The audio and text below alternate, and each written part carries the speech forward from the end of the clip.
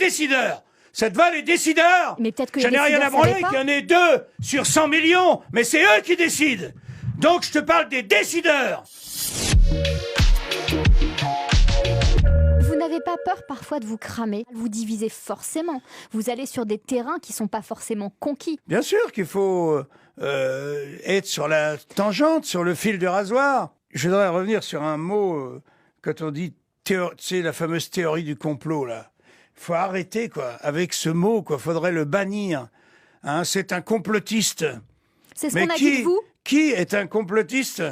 S'il y a un an, on se parle ensemble, je dis, tu sais, Déborah, tu sais ce qui va se passer pour nous? On va être obligé de se signer un papier pour sortir de chez soi. Tu sais quoi? On sera interdit d'acheter quoi que ce soit, il y aura un couvre-feu.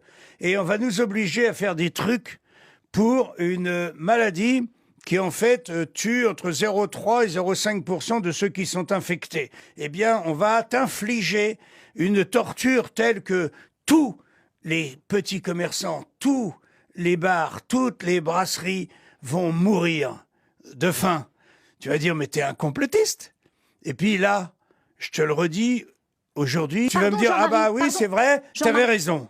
Quand on dit qu'on est complotiste, c'est par rapport à des faits qu'on récuse. Oui, mais ceux qui ont senti venir ces trucs-là, on les a traités de complotistes. Je vais te donner un autre exemple parce que manifestement tu ne comprends pas. Non, mais j'interroge. C'est normal, tu es une femme. Je ne t'en veux pas. Hein. C'est facile. Déjà, donner un autre exemple. Il y a un mec qui tout d'un coup, contre tous les scientifiques de l'époque, a dit « Je pense que la Terre, en fait, elle n'est pas plate. Je pense qu'elle est ronde. » Complotiste. Hein? Théorie du complot. Brûlé sur le bûcher. Et puis, à la fin, on dit, bah, ouais, finalement, elle est ronde. Schopenhauer, écoute bien, disait, la vérité passe par 3 étapes. Elle est d'abord raillée, contredite, moquée, théorie du complot.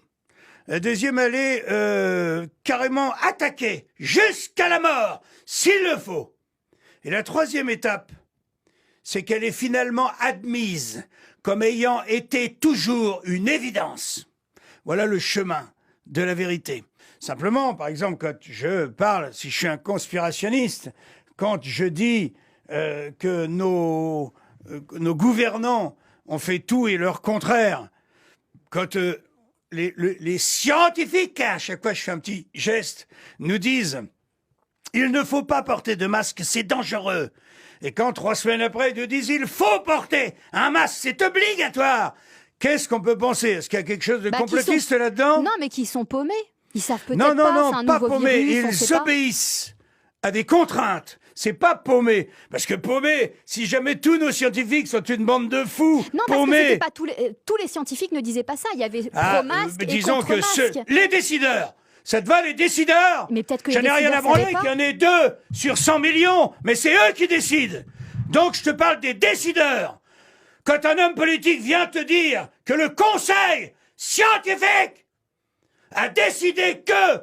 Toi, tu te dis, putain, c'est pas rien, c'est pas 3 personnes. C'est une majorité de gens qui décident. Et quand cette majorité te dit le contraire 3 semaines après, qu'est-ce que tu peux penser? Eh bien, tu penses tout simplement que ces gens-là sont aux ordres.